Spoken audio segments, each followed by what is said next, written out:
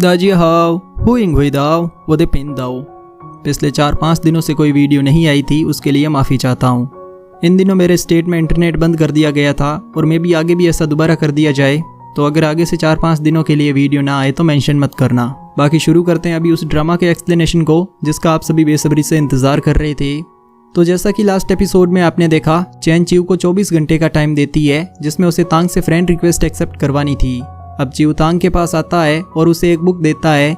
इस बुक में ग्लोरी के सारे स्पेशल मूव बताए गए थे जिन्हें चिव ने खुद लिखा था, और ये बुक वो तांग को इसलिए दे रहा था ताकि इसके बदले तांग उसकी फ्रेंड रिक्वेस्ट एक्सेप्ट कर ले। पर तांग बुक लेना तो दूर चिव की तरफ देखती भी नहीं है। अब चैन तांग से कहती है कि कोई बुक तुम्हारी स्किल को कैसे बढ़ा सकती है। इतना कहकर वो चिव से बुक लेती है और वहीं तांग के पास टेबल पर रख देती है। चिव जब देखता है कि तांग अभी भी उससे फ्रेंडशिप करने को तैयार नहीं है तो वो भी अपने बाकी काम पूरे करने में लग जाता है। चिव और चैन जैसे ही तांग से दूर जाते हैं तो तांग उस बुक की ओर देखने लगती है जिसे चैन ने टेबल पर रखा था। आगे चैन और तांग में ग्लोरी का एक मैच होता है जिसमें चैन हार जाती है। वो तांग से पूछती है कि तुम पहले से अच्छा खेलने लगी हो, क्या तुमने चिव की बुक पढ़ी है। तांग कहती है कि ज़्यादा नहीं, बस थोड़ी सी, और अभी वो बुक काउंटर पर रखी है। ये सुनते ही चैन जल्दी से काउंटर के पास आती है और बुक ढूंढने लगती है। तभी चिव भी वहाँ आ जाता है। चैन उसके सामने बुक नहीं ले सकती थी, इसलिए वो किसी बहाने से उसे काउंटर से दूर भेजने की कोशिश करती है। पहले वो लास्ट मंथ के स्टेटमेंट मांगती है। चिव कहता है कि वो तो मैं पहले ही पूरे कर चुका हूँ। चैन बी ब्लॉक के कंप्यूटर ठीक करवाने का कहती है तो चिव कहता है कि उन पर भी अभी काम चल रहा है। जब कोई भी प्लान काम नहीं करता तो चैन एंग्री होकर चिव को काउंटर से दूर जाने को कहती है। चिव के दूर जाते ही वो जल्दी से बुक लेती है और अपने कमरे में आकर पढ़ने लगती है, पर उसे कुछ भी समझ नहीं आता। दरअसल बुक में सिर्फ कुछ ड्राइंग्स बनाई गई थी जिन्हें समझना चैन के लिए काफ़ी मुश्किल था। वैसे तांग उन्हें समझ चुकी थी। अब हम तांग को देखते हैं जिससे चिव अभी भी फ्रेंड रिक्वेस्ट भेजे जा रहा था। आगे लान यू फिर से लानशी पवेलियन के लिए कोई नया रिकॉर्ड बनाने का सोच रहा होता है। तभी उसे जिनमू शाओ का मैसेज मिलता है जो उसे एक और रिकॉर्ड बनाने का पूछता है। लान यू अपनी टीम रेडी करने का कहता है। इस पर जिनमू शाओ बताता है कि उसके पास खुद की एक टीम है। अब चिव तांग को अपने साथ एक मैच करने का पूछता है और तांग भी इसके लिए मान जाती है। इधर लान यू भी बड़ी बेसब्री से जिनमू शाओ की टीम का इंतजार कर रहा होता है। ना सिर्फ लान यू बल्कि उसकी पूरी टीम जिनमू शाओ की टीम को देखने के लिए एक्साइटेड थी।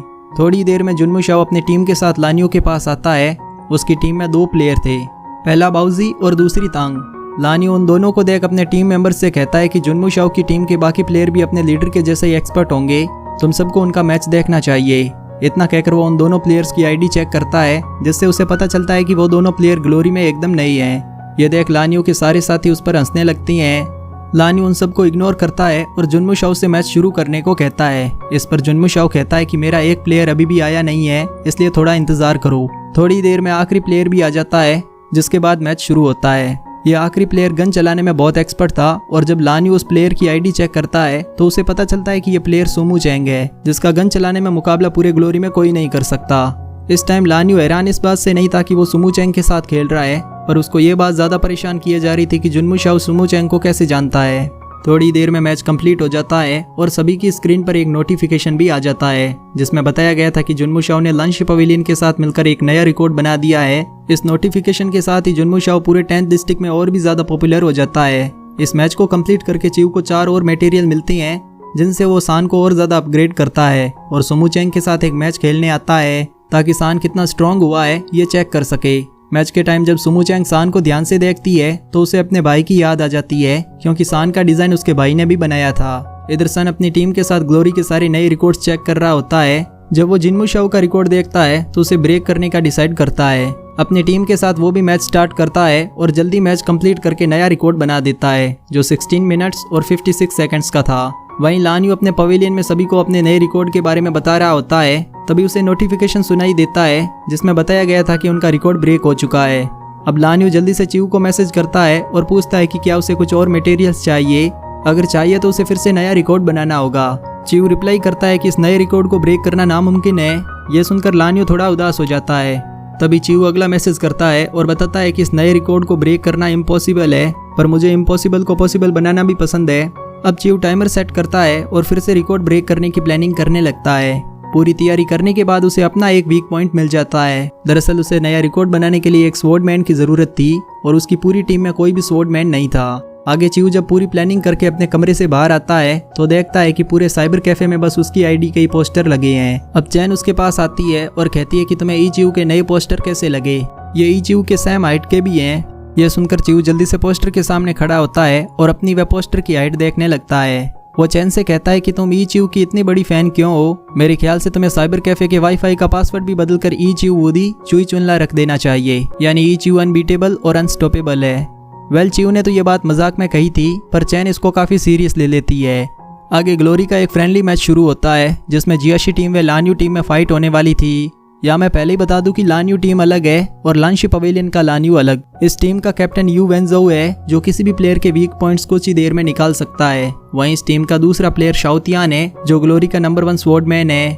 पहले दोनों टीम के सिंगल प्लेयर्स में फाइट होती है जिसमें सन अकेले ही लान्यू टीम के 3 प्लेयर्स को हरा देता है। इसके बाद दोनों टीम के सारे प्लेयर्स में एक साथ फाइट होती है। सन के लिए पहली बार था जब वो यू वेंजोउ का सामना कर रहा था और लास्ट सिंगल फाइट से यू वेंजोउ भी जान चुका था कि जियाशी टीम के वीक पॉइंट्स क्या है। ये मैच इस टाइम चीऊ भी देख रहा होता है और वो गेम देख के ही बता देता है कि जियाशी टीम हारने वाली है। चैन जब ये सुनती है तो वो काफी खुश हो जाती है और इसका कारण पूछती है। इस पर चीऊ कहता है कि सन अभी तक वेंजोउ की टेक्निक समझ नहीं पाया है। जैसा चीऊ ने प्रेडिक्ट किया था, वेंजोउ सब कुछ वैसे ही किए जा रहा था। उसने शाओतियान को सन से फाइट करने का कहा था ताकि बाकी प्लेयर्स को आसानी से एलिमिनेट किया जा सके।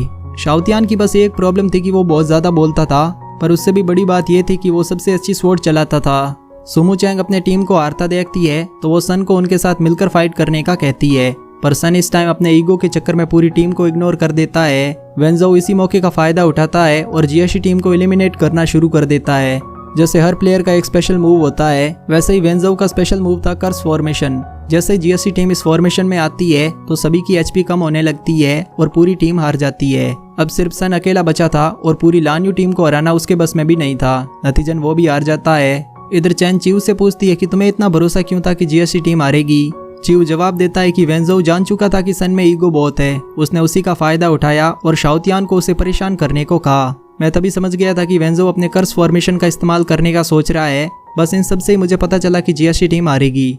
अब चैन चीऊ को एक ग्लोरी के प्लेयर से मिलवाती है और कहती है कि तुम्हें एक स्वॉर्डमैन चाहिए। ये प्लेयर भी स्वॉर्डमैन है, शायद ये तुम्हारी कुछ मदद कर सके। इस पर चीऊ कहता है कि मुझे इसकी ज़रूरत नहीं है क्योंकि मेरा प्लेयर सबसे यूनिक है।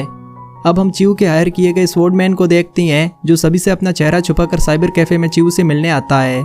ये स्वॉर्डमैन कोई और नहीं बल्कि शाओतियान था। चीऊ इस टाइम सफाई कर रहा होता है और इसी कारण शाओतियान उसे पहचान नहीं पाता।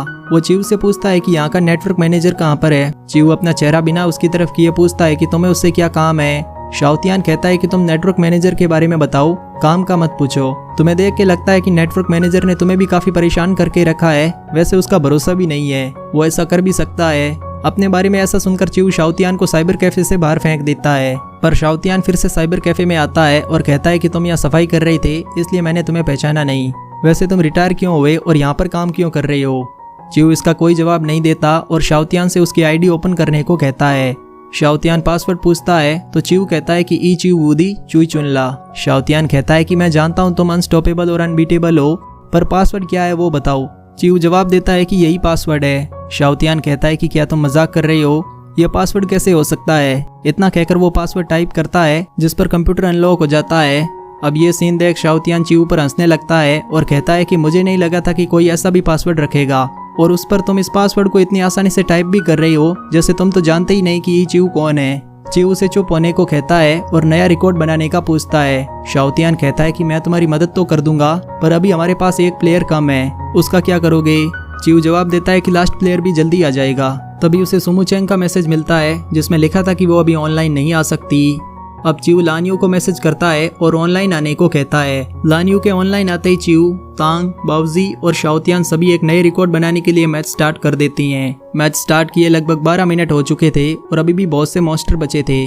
चीऊ सभी से कहता है कि इन मॉन्स्टर को मारना बंद करो और दीवार की साइड फेंको। दरअसल एक एनिमी को मारने के लिए उन पर कई अटैक करने पड़ रहे थे, वहीं दीवार से टकराने पर वो सिर्फ एक ही अटैक में मरने लगे थे। चीऊ की इस टेक्निक के साथ सभी प्लेयर कुछ ही देर में मैच कंप्लीट कर देते हैं। उनका मैच 16 मिनट और 24 सेकंड्स में कंप्लीट हुआ था, जो कि एक नया रिकॉर्ड था। इस नए रिकॉर्ड के बनते ही लान्यू, जो पहले थोड़ा उदास था, अब और भी ज्यादा खुश हो जाता है। वहीं सन अपनी पूरी टीम से कहता है कि अगर मैं किसी प्लेयर के साथ फाइट करूं तो तुम सबको भी अपनी पूरी कोशिश करनी चाहिए कि अपनी ओपोनेंट को हरा सको। सन स्पीच दे ही रहा होता है, तभी यूहेई उसे बुलाने आता है। वो उसे नया रिकॉर्ड भी दिखाता है जो जुनमू शाओ ने बनाया था। वहीं शाओतियान चीऊ से फिर से उसके रिटायरमेंट के बारे में पूछता है। चीऊ उसकी बातों से बहुत परेशान हो चुका था, इसलिए वो उसे चुप होने को कहता है। इस पर शाओतियान नाराज होकर वहां से जाने लगता है तो चिऊ उसे रोकता है और 30 युआन देने को कहता है, जो कि साइबर कैफे की फीस थी। शाओतियान ई/युआन यानी 100 युआन देकर वहां से चला जाता है। उसके जाने के बाद चिऊ काउंटिंग करने लगता है और जैसे काउंटिंग पूरी होती है तो शाओतियान फिर से साइबर कैफे में आता है। वो चिऊ से अपने 70 युआन वापस देने को कहता है। चिऊ उसे युआन देने लगता है तो शाओतियान उसे युआन के बदले अपने साथ चलने को कहता है। आगे चिऊ जब शाओतियान के साथ जाने लगता है तो शाओतियान उससे पूछता है कि तुम रिटायर क्यों हुए, अब तुम 1 साल तक वापस ग्लोरी के कंपटीशन को ज्वाइन नहीं कर सकते। चिऊ कहता है कि मेरा एक फ्रेंड था, अगर वो यहाँ होता तो शायद मुझसे भी अच्छा प्लेयर होता। शाओतियान पूछता है कि कहीं तुम अपने उस फ्रेंड की बात तो नहीं कर रहे जिसने तुम्हारा सान बनाया था। चिऊ कहता है कि तुमने सही कहा, मैं अपने सान को अब पूरा अपग्रेड करना चाहता हूँ। ये सुनकर शाओतियान बहुत खुश हो जाता है। वो समझ चुका था कि चिऊ रिटायर क्यों हुआ है। बात करते करते शाओतियान गलती से एक पत्थर एक पपी को मार देता है। पपी जैसे उन दोनों की तरफ आने लगता है तो वो दोनों जितना जल्दी हो सके वहां से भागने लगती हैं। यहाँ में फ्लैशबैक दिखाया जाता है जिसमें शाओतियान और चिऊ के पीछे ऐसे ही एक डॉग भाग रहा होता है। इस सीन से हमें पता चलता है कि शाओतियान और चिऊ को डॉग से बहुत डर लगता है। आगे शाओतियान जब लान्यू क्लैन में आता है तो वो वेंजो से छुपने लगता है, पर वेंजो की नज़रों से छुपना इतना भी आसान नहीं था। वेंजो शाओतियान को अपने पास बिठाता है और चिऊ का खेला गया मैच दिखाते हुए उससे पूछता है कि क्या इस टीम का स्वॉर्डमैन कुछ जाना पहचाना नहीं है। शाओतियान कहता है कि हो सकता है, पर मैं इसे नहीं जानता। वेंजो पूछता है कि क्या ये स्वॉर्डमैन तुम नहीं हो। शाओतियान ज़्यादा देर झूठ नहीं बोल पाता और सब कुछ बता देता है। वेंजो पूछता है कि क्या जुनमुशो चिऊ की आईडी है। शाओतियान कहता है कि हाँ, वो आईडी चिऊ की है। वो अपना सान पूरा अपग्रेड करना चाहता है और जल्दी ग्लोरी को फिर से ज्वाइन करने वाला है। ये सुनकर वेंजो शाओतियान से चिऊ का सान चुरा कर लाने को कहता है ताकि उस पर रिसर्च कर सके। इसी सीन के साथ एपिसोड 5 और 6 एंड हो जाती हैं। मिलते हैं किसी नेक्स्ट एक्सप्लेनेशन वीडियो में, तब तक के लिए शेर शाओकान।